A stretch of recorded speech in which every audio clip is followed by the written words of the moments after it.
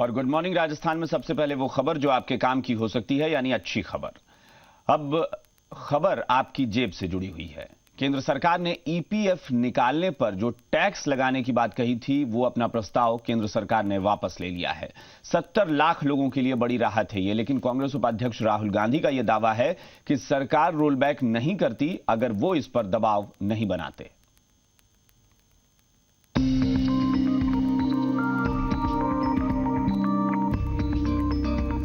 मंगलवार का दिन नौकरी पेशा लोगों के लिए शुभ समाचार लेकर आया। एम्प्लॉय प्रोविडेंट फंड के 60% हिस्से पर टैक्स लगाने के बजट प्रस्ताव को सरकार ने वापस ले लिया। लोकसभा में वित्त मंत्री अरुण जेटली ने इसका ऐलान किया। In view of the representations received, the government would like to do a comprehensive review of this proposal, and therefore I withdraw the proposal. वित्त मंत्री के इस ऐलान से ईपीएफ में पेंशन अंशदान करने वाले 70 लाख कर्मचारियों को फायदा होगा। आपको बता दें, मौजूदा वक्त में 3 करोड़ 70 लाख लोग ईपीएफ में अपना अंशदान जमा करते हैं। बजट में 1 अप्रैल 2016 से ईपीएफ की 60% रकम पर मिलने वाले ब्याज पर टैक्स लगाने का प्रस्ताव था। 15,000 रुपए तक मासिक वेतन पाने वालों को टैक्स दायरे से बाहर रखा गया था। विपक्षी दलों और ट्रेड यूनियन ने ईपीएफ पर टैक्स के प्रस्ताव का कड़ा विरोध किया था। सूत्रों के मुताबिक पीएम मोदी ने भी वित्त मंत्री से प्रस्ताव पर फिर से विचार करने को कहा था। मैंने कहा था कि सैलरी क्लास को ना दबाएं, तो अच्छा डिसीजन है। And I am very happy that they have got some relief. वित्त मंत्री ने यह भी साफ किया कि एनपीएस के 40% हिस्से पर टैक्स छूट का जो प्रस्ताव बजट में दिया गया है वो बना रहेगा। यानी एनपीएस से रकम निकालते वक्त 40% हिस्से पर टैक्स नहीं लगेगा। पहले पूरी रकम पर टैक्स का प्रावधान था। ब्यूरो रिपोर्ट, जी मीडिया।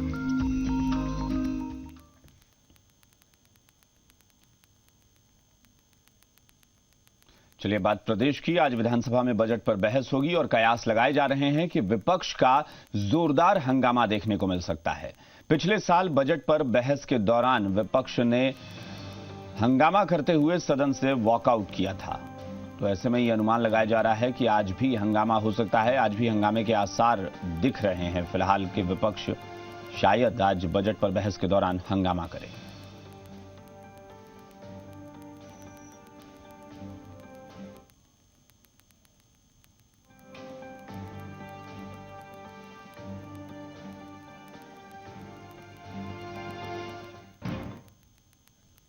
प्रदेश कांग्रेस के अध्यक्ष सचिन पायलट ने बजट की खामियां गिनाई हैं, लेकिन साथ ही उन्होंने यह भी कहा है कि वो सिर्फ आलोचना के लिए आलोचना नहीं कर रहे।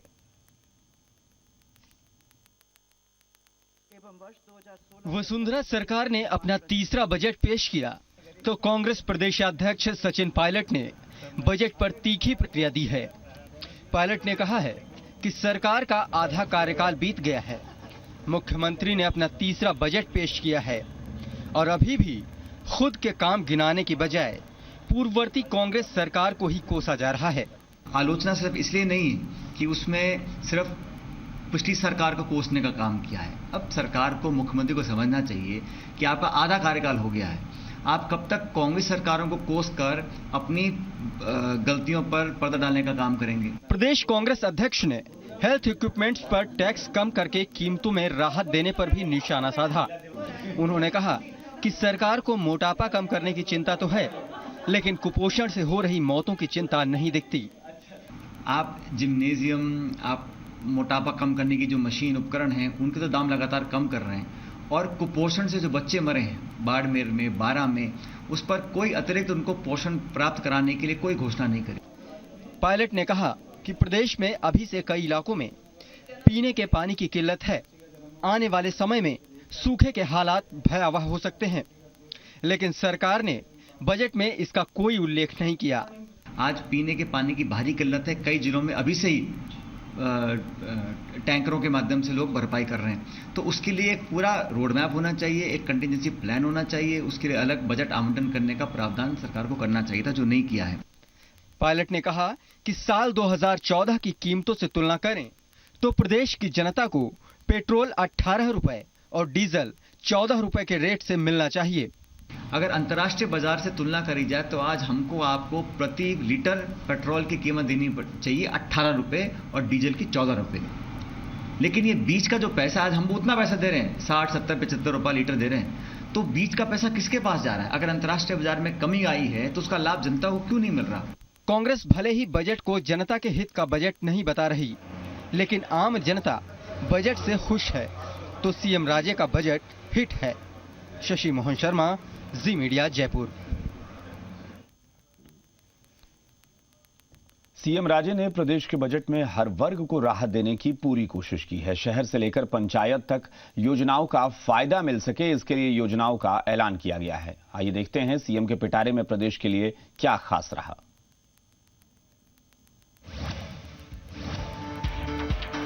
राजे ने पेश किया मैराथन बजट, 3 घंटे लंबा रिकॉर्ड बजट भाषण। सीएम राजे ने प्रदेश के हर शहर, हर गांव ढांढी और हर तबके की तरक्की के लिए रिकॉर्ड तोड़ बजट पेश किया। 8,800 करोड़ राजस्व घाटे का अनुमान, करों में करीब 325 करोड़ की राहत। सीएम राजे के बजट की खास बात यह रही कि राजस्व घाटे का बड़ा बोझ होने के बावजूद आम लोगों को करों से राहत देने की पहल की गई है। वाहनों की खरीद पर वैट में कमी, पुराने वाहनों पर बढ़ा ग्रीन टैक्स। सीएम राजे के इस बजट में नए वाहनों की खरीद पर वैट में कमी की सौगात है, तो प्रदूषण कम करने के लिए पुराने वाहनों पर ग्रीन टैक्स बढ़ा दिया गया है। बड़े उद्योगों को कर्ज में ब्याज पर राहत, गरीबों को आवास के लिए बढ़ाया बजट। सीएम राजे ने यहां बजट में उद्योगपतियों का ख्याल रखा है, तो गरीब तबकों के लिए आवास की योजनाओं को भी प्राथमिकता दी है, ताकि सबके सिर पर छत हो।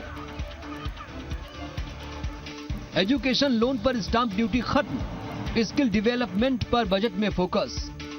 राजे ने युवाओं को भी निराश नहीं किया। 10 लाख तक के एजुकेशन लोन पर जहां स्टाम्प ड्यूटी खत्म कर दी है, तो स्किल डेवलपमेंट के लिए नए संस्थान खोलने का भी फैसला किया है। मां बहन बेटियों को बड़ी सौगातें, बालिका संरक्षण पर मिलेगा तोहफा। मुख्यमंत्री वसुंधरा राजे ने महिलाओं की सुरक्षा पर खास जोर दिया है। बेटियों के संरक्षण करने वाले संस्थानों को 25,000 रुपए तक का इनाम देने की घोषणा की गई है। गांव और पंचायतों का रखा खास ख्याल, 15,378 करोड़ की दी सौगात। सीएम राजे ने वादे के मुताबिक ग्रामीण विकास के लिए बजट में बड़ी घोषणाएं की और पंचायती राज संस्थाओं को मजबूत और पारदर्शी बनाने पर जोर दिया। ब्यूरो रिपोर्ट, जी मीडिया। इस बजट में मुख्यमंत्री वसुंधरा राजे ने प्रदेश के हर बड़े शहर का भी ध्यान रखा है और उन शहरों को लेकर बड़ी घोषणाएं की हैं। राजस्थान बजट 2016 में लगभग हर शहर को सौगात मिली है।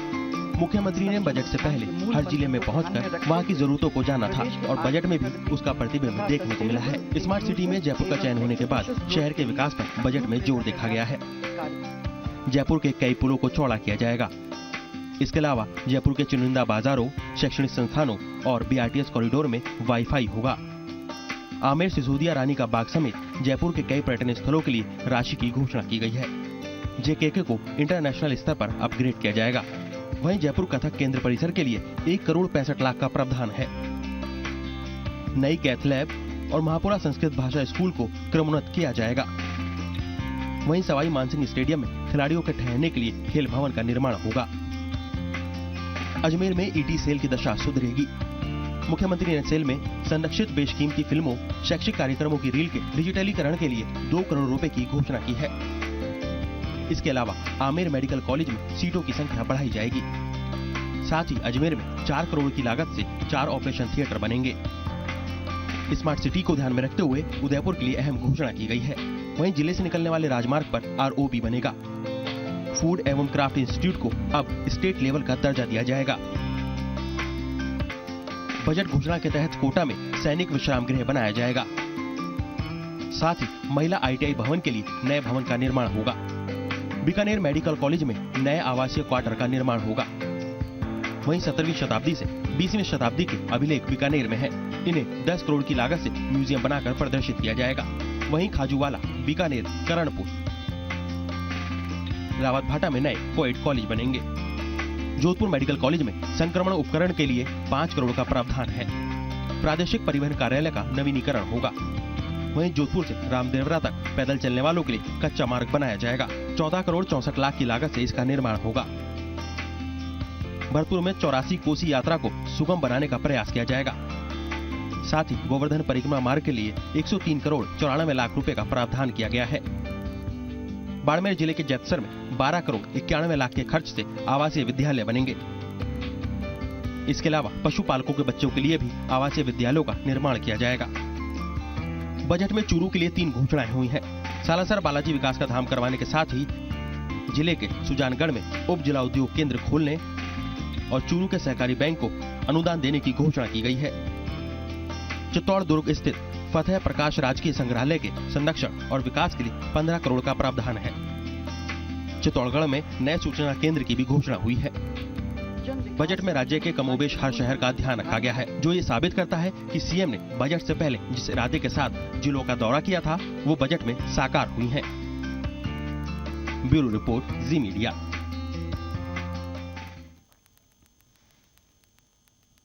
जोधपुर सेशन कोर्ट में आज फिर आसाराम मामले को लेकर सुनवाई होगी। आसाराम समेत सभी आरोपियों को कोर्ट में पेश किया जाएगा। पिछले कई दिनों से जांच अधिकारी चंचल मिश्रा से जिरह चल रही है। नाबालिग से यौन शोषण मामले में आसाराम पिछले काफी समय से जेल में बंद है।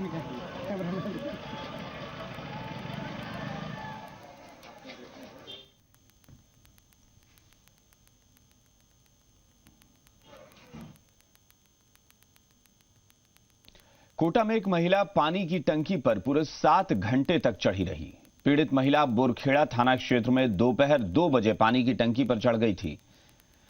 महिला को उतारने के लिए कई पुलिस अधिकारी भी मौके पर पहुंचे और बातचीत के बाद करीब 9 बजे महिला को पानी की टंकी से उतारा गया। दरअसल महिला एसीबी में उप निरीक्षक पद पर तैनात शख्स की पत्नी है। पीड़ित राधाबाई का कहना था कि उनकी शादी 1998 में हुई थी। शादी के कुछ साल बाद पति रमेश राधाबाई के साथ मारपीट करने लगा और उसे घर से बाहर निकाल दिया। इसके बाद से महिला इंसाफ के लिए दर-दर भटक रही है, लेकिन कोई कार्रवाई नहीं हो रही।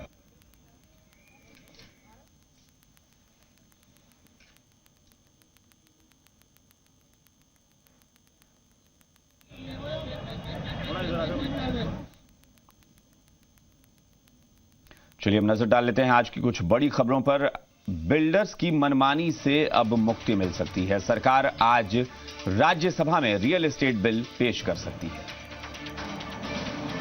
आर्ट ऑफ लिविंग के कार्यक्रम पर एनजीटी आज भी सुनवाई करने वाली है। कार्यक्रम की परमिशन पर केंद्र से 3 सवाल पूछे गए हैं।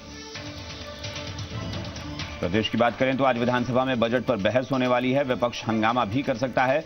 पिछले साल भी बजट पर बहस के दौरान विपक्ष ने वॉकआउट किया था। जोधपुर सेशन कोर्ट में आसाराम समेत सभी आरोपियों की पेशी आज होने वाली है और जांच अधिकारी चंचल मिश्रा से आज फिर जिरह होगी।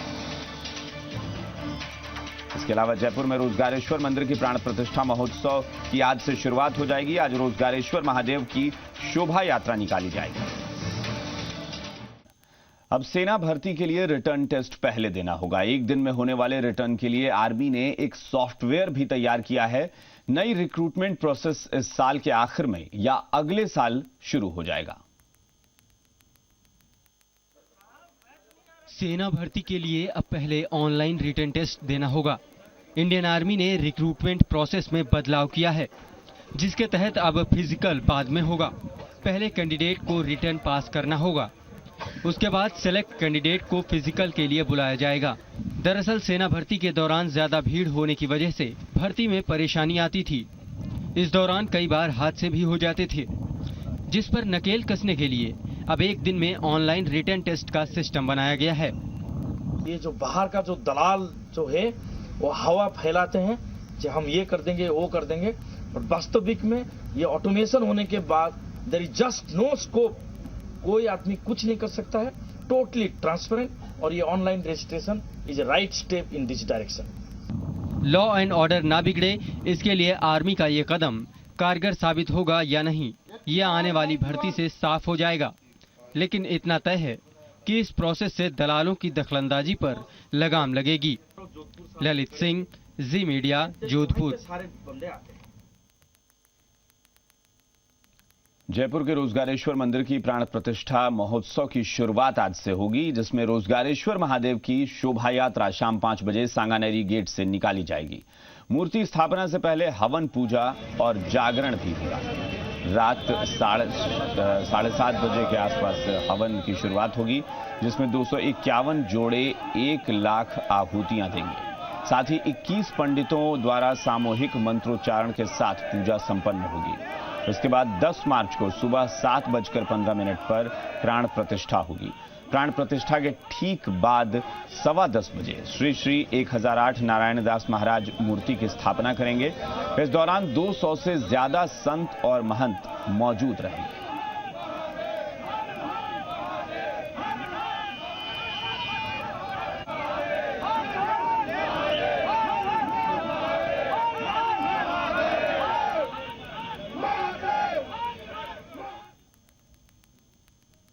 रेलवे में सुधार की प्रक्रिया लगातार तेज हो रही है। लोगों को तमाम सुविधाओं के साथ साथ समय पर मंजिल तक पहुंचाने के लिए रेलवे ने प्रयास शुरू कर दिए हैं।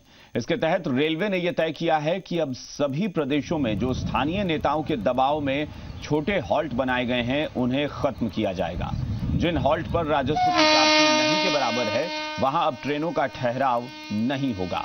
एक अनुमान के मुताबिक किसी भी हॉल्ट पर 24 कोच वाली एक मेल या एक्सप्रेस ट्रेन का अगर 2 मिनट का ठहराव होता है, तो इसमें रेलवे को लगभग 25,000 रुपए खर्च करने होते हैं। ऐसे में रेलवे अब वहां होने वाले नफा और नुकसान का आकलन करेगा। जाहिर है कि अगर ऐसा होता है तो ट्रेन में सफर करने वालों को अपने गंतव्य तक पहुंचने में कम वक्त लगेगा।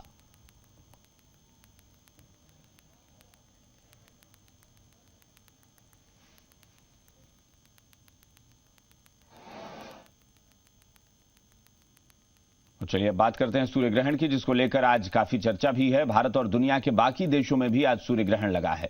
हालांकि देश के ज्यादातर हिस्सों में सूर्योदय से पहले ही सूर्य ग्रहण खत्म हो गया है, इसलिए इसे देखा भी नहीं जा सका। अगर राजस्थान की बात करें तो राजधानी जयपुर समेत तमाम शहरों में सूर्य ग्रहण सुबह 7 बजे से पहले ही समाप्त हो गया। ज्योतिष से जुड़े जानकारों का मानना है कि जयपुर, सीकर, दौसा, अलवर, टोंक और कोटा या फिर बूंदी में सूर्य ग्रहण 10% से भी कम रहा, इसलिए इसे ग्रहण नहीं माना जाएगा। जबकि सवाई माधोपुर, धौलपुर, भरतपुर, करौली, झालावाड़ और बारां में सूर्य ग्रहण दिखा। धौलपुर जिले में सूर्य ग्रहण का सबसे ज्यादा लगभग 8 से लेकर 9 मिनट तक असर रहा।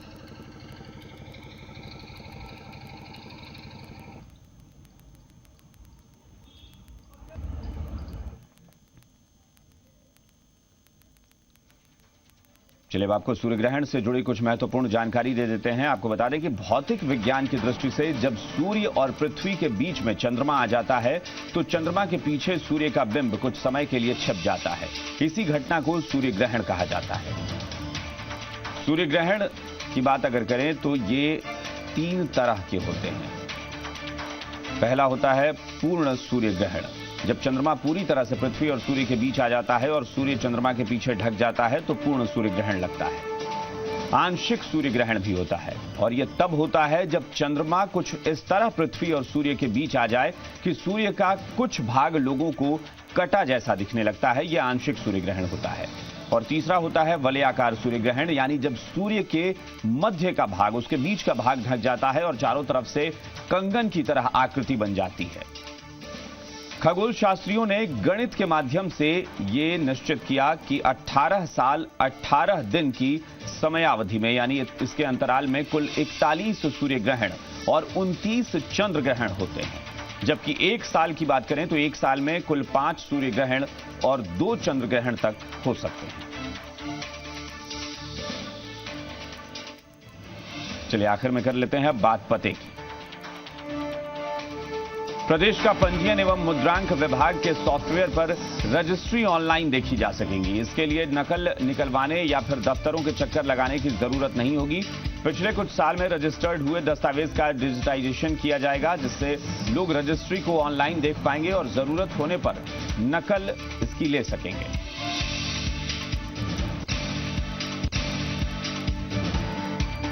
वहीं होली पर अब स्पेशल ट्रेन चलेगी। अजमेर कोलकाता के बीच स्पेशल ट्रेन का संचालन होगा। स्पेशल ट्रेन 19 मार्च को सुबह 9:30 बजे रवाना होकर 20 मार्च को रात 9:45 पर कोलकाता पहुंचेगी। इसी तरह 20 मार्च को कोलकाता से रात 11:40 पर रवाना होकर 22 मार्च को सुबह 8 बजे ये ट्रेन अजमेर पहुंचेगी। ट्रेन में कुल 23 कोच होंगे।